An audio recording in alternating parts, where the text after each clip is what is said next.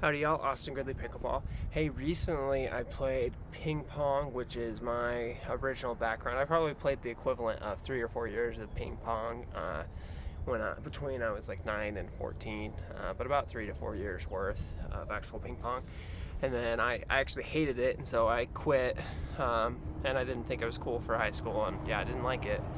Childhood trauma mixed with ping pong is no good.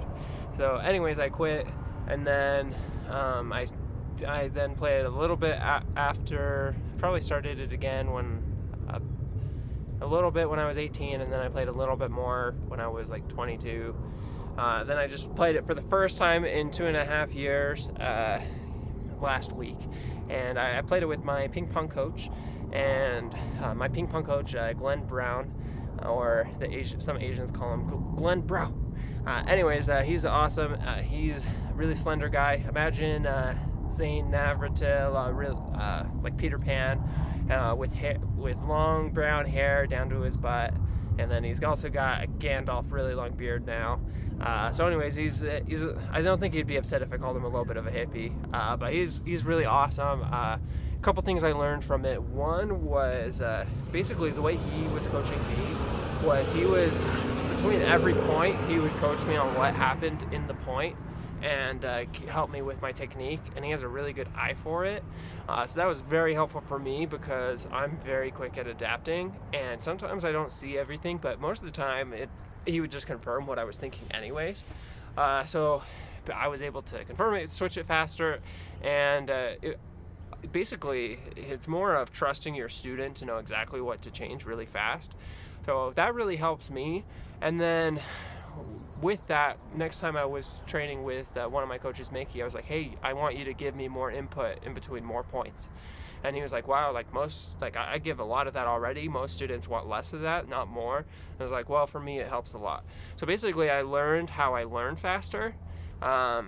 So that was really helpful. And then another thing that was helpful was basically I know how to focus and learn really good, mostly from pickleball at this point.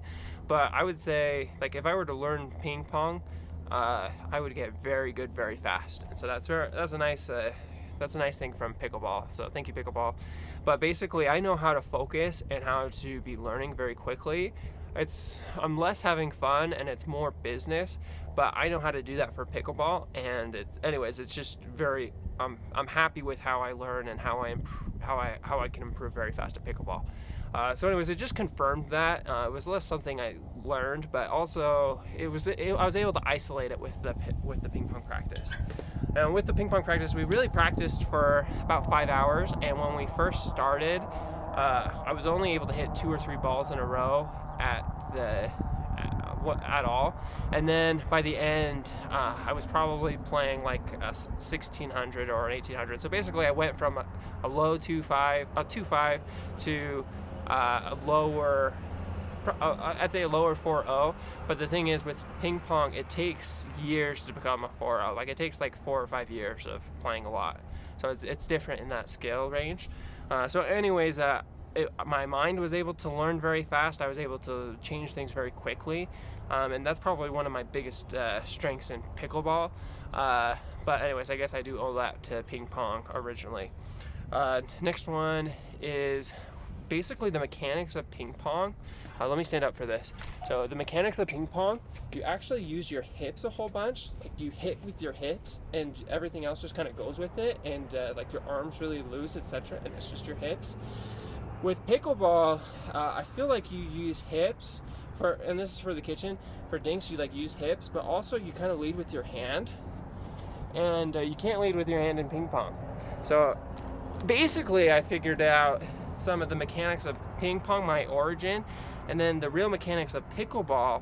And really, I confirmed the mechanics of pickleball next time I played pickleball. But it was just really interesting understanding pickleball better, as well as understanding ping pong better, and just able to, if you understand it better and you understand the main concepts of of pickleball, you can fix your technique better, as well as you can spot your opponent's weaknesses easier. So anyways, I understand ping pong and pickleball technique better now. So yeah, those were the main takeaways. It was really fun playing with Glenn. I also know I'm not gonna keep playing ping pong. One of my coaches, Mickey, he said, and you may disagree with this, and I kind of do too, but he said you can't really master two sports at the same time very easily. Usually they interfere with each other until about a year, and then they don't. And so I kind of disagree with that. But also I don't want to risk it, as well as I think I got enough out of it, and also I hold the best way to improve at pickleball is to play pickleball. Yeah, there's other small things you can do on the side, etc. But the main thing is to be doing efficient pickleball.